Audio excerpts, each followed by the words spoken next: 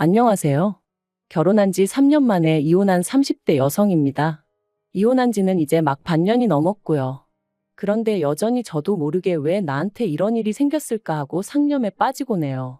살다 보면 한 번쯤 똥 밟는 날도 있는 거라고 그렇게 생각하고 잊어버리려고 하는데 그게 생각만큼 쉽지가 않거든요. 그래서 차선책으로 선택한 게 남들에게 제 이야기를 해보는 거예요. 후련하게 부정적인 감정을 털어내는 것도 꽤 괜찮은 방법 같아서요. 남편을 만나기 전, 저는 대기업은 아니었지만 그래도 비교적 이름난 회사를 다니던 직장인이었습니다. 커리어에 대한 욕심이 있다 보니 주변은 둘러보지 않고 오로지 경주마처럼 앞만 보고 달리는 사람이었고요. 그리고 그렇다 보니 결혼은커녕 연애 한번 제대로 해보지 못하고 어느새 30을 넘겼는데 그럼에도 불구하고 급하다는 생각은 안 들대요. 그래서 나는 결혼하고는 크게 인연이 없는가 보다 했었는데 생각지도 못한 어쩌면 평생 나와 같이 늙어갈지도 모르겠다 생각했던 단짝 친구가 어느 날 갑자기 시집간다며 청첩장을 주는 게 아니겠어요? 정말이지 그때 제가 받은 충격은 뭐랄까. 누구보다 빨리 앞으로 달려나가고 있다고 생각했는데 어쩌면 나만 뒤처지고 있었던 건 아닐까 싶은 게 그리고 그때부터 정말 마음이 조급해지더라고요. 나도 더 늦기 전에 내 짝을 만나야 한다 뭐 그런 나름대로 강박이 생긴 것처럼 말이죠. 그런데 그런 제 마음을 제 후배가 눈치라도 챘던 건지 자기가 아는 오빠 중에 너무 괜찮은 사람이 있어서 그런다며 소개팅 자리를 만들어 주었고 그렇게 만나게 된 사람이 남편이었어요. 남편은 당시 식당에서 일을 하고 있었는데 말하기로는 시부모님이 향후 몇 년 이내에 은퇴를 하실 예정이고 그러면 자기가 물려받게 될 거라고 했습니다. 그래서 원래는 주말에만 도와드리곤 했었는데 저와 만나기 얼마 전 아예 회사를 관두고 식당 일에 뛰어들었다고 하더라고요. 그러면서 자기 이야기를 늘어놓는데 솔직히 처음에는 좀 별로다 싶었어요. 제 이야기를 들어주기보다는 자기 얘기를 하기에 바쁜 사람 같았으니까요. 하지만 대화를 좀 더 나눠보니 가족애도 있고 책임감도 있고 속이 깊은 사람 같더라고요. 그래서 남편이 한 번 더 만나고 싶다 했을 때 그러자 했네요. 그리고 그 이후로 몇 번의 만남을 더 갖게 되었고 그 인연이 이어져 부부의 연까지 맺게 되었죠. 남편과 결혼하던 당시 시댁에서 2억을 해주셨고 친정에서도 그와 비슷한 수준으로 지원을 해주셨습니다. 거기에 플러스로 남편은 남편대로 저는 저대로 모아둔 돈이 있었기에 솔직히 부족함이나 어려움 없이 신혼생활을 시작할 수 있었죠. 하지만 모든 것이 원만하게 흘러가는 듯했던 저희 결혼생활이 조금씩 삐그덕거리기 시작한 건 생각지도 못한 신우가 저희의 일상에 등장하면서였습니다. 남편에게는 위로 6살 많은 누나, 그러니까 신우가 있었는데 저는 결혼식 당일을 제외하곤 한 번도 신우와 따로 만남을 가져본 일이 없었어요. 남편이 몇 번이나 자리를 만들어 보려고 했었지만 매번 이런저런 이유로 신우가 약속을 파토냈었거든요. 그리고 솔직히 저는 그런 일들이 몇 번 반복되고 나니 남편에게 말은 못했지만 신우가 나를 싫어하나 뭐 그런 생각도 들대요. 그리고 신우 쪽에서 자꾸 약속을 파토내는데 저라고 그래도 만나요 하고 매달리는 것도 웃긴 것 같고 그래서 뭐 보게 되면 보는 거지 하고 내버려뒀더니 정말 결혼식 당일이나 되어서야 만나게 되었답니다. 그런데 다들 아시겠지만 결혼식 당일에 신부였던 제가 무슨 정신이 있어서 신우를 챙길 수가 있었겠어요? 남편 누나라니까 인사하고 뭐 그게 다였죠. 그리고 신혼여행 다녀와서 시댁에 인사를 갔던 날이었습니다. 어머님이 저더러 집에 가면 신우한테 전화 한 통 해주라면서 결혼식 당일날 제가 자기를 본체 만체 하더라며. 벌써부터 기어오르려고 드는 건지 뭔지 모르겠다. 한두 살 차이도 아닌데 어떻게 윗사람 대우를 안 해주냐 하며 서운해했다대요. 듣고 있는데 정말 황당했습니다. 그런 말을 하는 신우도 그런 신우한테 따끔하게 한마디 해주시진 못할 망정 오히려 말을 전하시는 어머님도 솔직히 얼마나 실망스러웠는지 몰라요. 하지만 그때만 하더라도 이제 갓 시집 온 입장이었던 만큼 제 목소리를 크게 내고 싶은 생각은 없었습니다. 그래서 그냥 어머님 말씀대로 신우에게 전화했고 그날 신경 써드리지 못해서 죄송하다 했더니 자기가 이번만큼은 그냥 처음이라 뭘 몰라서 그랬다 생각하고 넘어가겠다나요? 그런데 지금 생각해보면 애시당초 그때부터 아니다 싶은 건 아니라고 말을 했어야 하는데 제가 너무 순진하고 바보 같았어요. 아무튼 그런 일도 있었지만 그게 저와 남편의 결혼 생활에 어떤 영향을 미쳤던 건 아니었어요. 적어도 저는 그렇게 생각했죠. 하지만 결혼하고 1년쯤 됐을 땐가 신우가 시부모님 댁으로 들어간다고 하더라고요. 그런데 시매부랑 다 같이 들어가는 게 아니라 신우만 시조카를 데리고 들어간다는데 혹시 무슨 일이라도 있는 거냐는 제 질문에 남편은 그런 건 아니고 시매부한테 일이 있어서 당분간 떨어져 지내게 되었다면서 제가 신경 쓸 일이 아니라고 말 그대로 쓸데없는 관심 갖지 말라는 식으로 말을 하는 거예요. 그리고 저희 남편이 저한테 그런 식으로 말을 한 적이 거의 없었거든요. 그래서 좀 놀라기도 했고 어떤 의미로는 정말 더 신경이 쓰이대요. 저한테 꼭 뭘 감추는 것 같았으니까요. 그리고 아니나 다를까 역시나 거기엔 저만 모르던 비밀이 있었어요. 바로 신우의 이혼 소식이었죠. 그리고 그 이혼의 이유가 심해부의 바람이라는 걸 알게 되었을 땐 제가 개인적으로 신우를 어떻게 생각하는지 그걸 떠나서 그냥 신우가 안 됐더라고요. 그리고 그 과정에서 알게 된 게 신우가 심해부랑 결혼하게 된 것도 심해부가 결혼해달라고 열렬히 신우를 쫓아다니고 뭐 그랬던 게 아니라 두 사람이 술 먹다 하룻밤을 같이 보냈는데 신우가 그만 임신을 했었다대요. 그래서 저희 시부모님이 심해부의 부모님더러 내 딸 인생 책임지라며 난리를 쳐서 결국 결혼을 시켰다는데 그 이야기를 듣고 나니까 그동안 어째서 그 두 사람 사이가 제 눈에는 그렇게 위태로워 보였는지 조금은 납득이 가더라고요. 심해부가 신우를 보는 눈에는 애정이 없었거든요. 심지어 명절이나 시부모님 생신처럼 온 가족이 모인 자리에서 무식하다 교양 없다 해가며 대놓고 무시하기도 일쑤였고 아무튼 그런 두 사람이었으니 이혼 소리가 나왔을 때 놀라지 않았던 건 결코 저뿐만은 아니었을 겁니다. 매달 양육비 60만 원씩 받는 조건에 재산이랄 게 없어서 신우 앞으로 떨어진 것도 없었고 그나마 위자료로 700만 원인가 받았다는데 들으면 들을수록 신우가 참으로 짠하대요. 그리고 상황이 그랬으니 시부모님께서 신우더러 시조카를 데리고 집으로 들어오라 하신 거였고요. 그런데 솔직히 여기까지야. 시부모님이 당신들 딸 챙기겠다는데 제가 무슨 말을 할 수 있었겠어요? 저희 친정부모님이라도 그러셨을 테고요.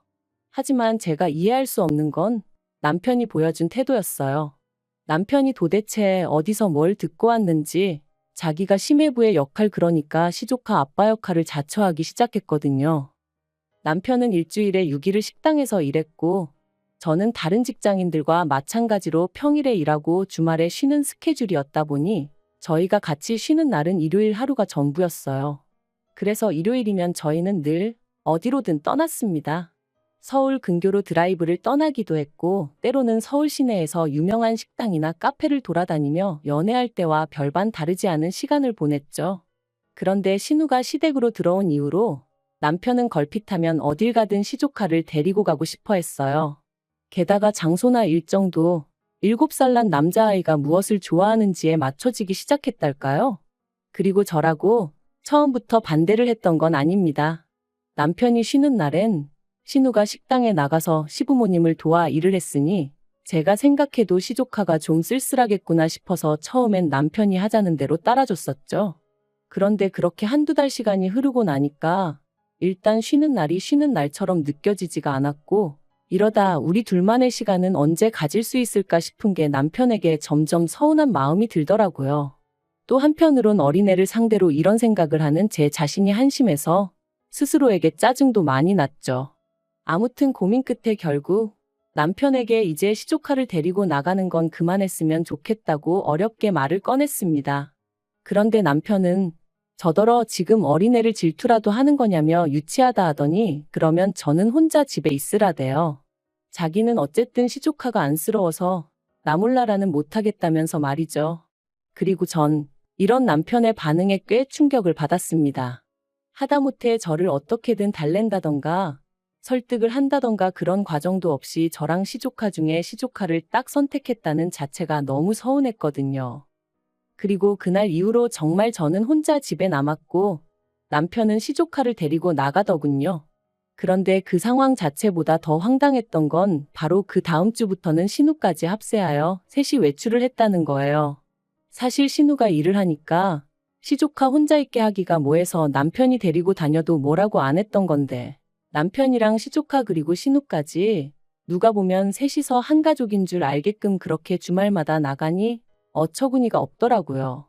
그래서 남편한테 이제 보니 신우도 쉬는 거고 그럼 신우가 시조카를 챙기면 되는 거지 당신까지 같이 나갈 필요가 있냐니까 여자 혼자 애 데리고 다니면 사람들이 무시한대요. 그리고 신우가 지금 심리적으로 많이 위축되어 있기 때문에 남자인 자기가 옆에서 같이 다녀줘야 안심을 한다나요? 정말이지 듣는데 기도 안 차더라고요. 제가 남편더러 말도 안 되는 소리 좀 하지 말라고 했어요. 삼촌으로서 조카 챙겨주고 동생으로서 누나 챙겨주고 그러고 싶은 마음은 알겠지만 남편 역할부터나 제발 좀 똑바로 하란 말과 함께요. 그런데 이 이야기가 어머님 귀에 들어갔고 저는 정말 말 그대로 호되게 욕을 먹었습니다. 어머님께서 저더러 왜 이렇게 신보가 못돼 먹었냐면서 남매 사이를 갈라놓으려고 하는 거냐며 정말 실망이라셨거든요. 그래서 제가 어머님한테 제 입장도 이해를 좀 해달라고 하소연을 했습니다. 남편이 식당일 마무리하고 집에 오면 11시고 그럼 저희는 1시간도 채 같이 보내지 못한다. 그러다 만나는 게 일요일인데 언젠가부터 신우랑 시조카까지 남편이 챙긴다고더니 정작 부부로서 저희가 같이 함께 보낼 시간이 없다. 어머님도 여자고 아내이시면서 이런 제 마음은 왜 이해를 못 해주시냐. 그리고 저는 솔직히 제가 이렇게까지 이야기를 하면 어머님이 미안하다. 내가 미처 거기까진 생각을 못했다. 내가 네 신우고 네 남편이고 알아듣게 잘 이야기해보겠다 뭐. 이런 식으로 나와주실 줄 알았어요. 그런데 제가 드라마를 너무 많이 봤던 걸까요? 아니면 이상과 현실을 구분 못하는 바보 천치였던 걸까요? 어머님이 보여주신 반응은 제 예상과는 완전히 달랐습니다. 저더러 나는 여자고 아내고 그런 건 모르겠고 내 새끼들이 가깝게 지내는 게 좋다. 누구건 간에 내 딸한테 상처 주는 꼴 이제는 못 본다. 그게 내 며느리라고 해도 나는 용서 못한다. 도무지 대화가 통하지 않는다는 게 이런 거구나 싶었어요. 그래서 어머님 뜻 잘 알겠다고 그러고 집으로 돌아왔습니다. 집에 돌아와 곰곰이 생각을 해봤는데 도무지 감당을 못하겠더군요. 막말로 신우가 재혼을 하지 않는 한 언제까지라도 이런 생활이 이어질 것만 같았고 그럼 도대체 우리 애는 언제 갔지? 그런 생각도 들고 설령 제가 애를 낳는다고 한들 우리 애가 시조카한테 치이지 말란 법이 있나 싶기도 하고 생각할수록 말 그대로 머리가 터질 것처럼 아팠어요. 그리고 그렇게 며칠 동안 어디다 말도 못하고 혼자 끙끙 앓다가 결국 남편에게 헤어지자 했습니다. 당신이 그렇게 가족을 끔찍히 생각하는 줄 몰랐다고. 그런데 나는 아직 당신에게 진짜 가족이 아닌가 보다고. 그러니 내가 빠져주겠다 했어요.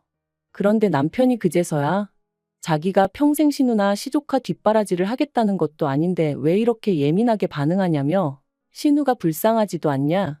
조금만 참아라 그러더라고요. 죽어도 서운했냐 미안하다 그런 말은 안 하고. 그래서 그냥 아니라고 원 없이 챙겨주라 했어요.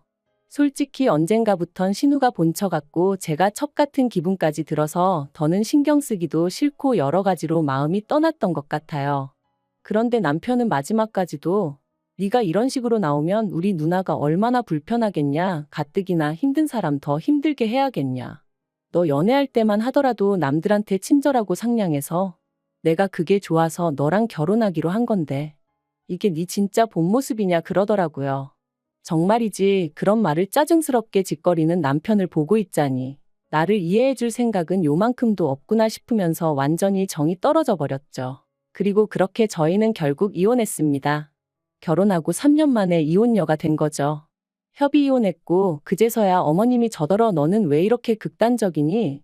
네 신우가 너한테 말은 안 해도 속으로 얼마나 고마워하는데 이러면 네 신우가 마음이 얼마나 불편하겠니? 그런데 제가 마음을 바꾸질 않으니 이번엔 어머님께선 기어이 내 아들을 이혼남을 만드냐며 저를 가만 안 두겠다 하셨는데 정말이지 그 과정에서 제가 들은 말들은 다시 떠올리기도 싫을 만큼 잔인하고 수준 없고 무식하기 짝이 없었네요. 그래도 뭐 결국 이렇게 남남이 되었습니다. 그리고 지금도 제 선택에 저는 요만큼의 후회도 없어요. 오히려 자유롭게 사람들도 만나고 주말에 늘어지게 잠도 자고 무엇보다 신경 쓰이게 하는 거지 같은 것들이 주변에 없으니 살맛 나는 요즘이랍니다. 한편 이혼 후 남편은 시댁에 들어갔어요. 그러니까 마침내 시댁은 온 식구들이 다시 모이게 된 거죠. 그리고 이건 좀 쓸데없는 소리 같은데 결혼했다가 돌아온 두 자식들을 보고 계신 어머님 아버님은 이제 어떤 기분이실까요? 여전히 어머님 눈에는 가깝게 지내는 남매라서 보기 좋고 서로 돕고 사니 뿌듯하고 그럴까요? 제가 어머님이면 어지간히 속 터질 것 같은데 말이죠. 뭐 아무튼 저와 같은 피해자가 생기지 않도록 두 남매가 오손도손 알콩달콩 평생 서로 의지해가며 살아가길 기도해줘야겠어요.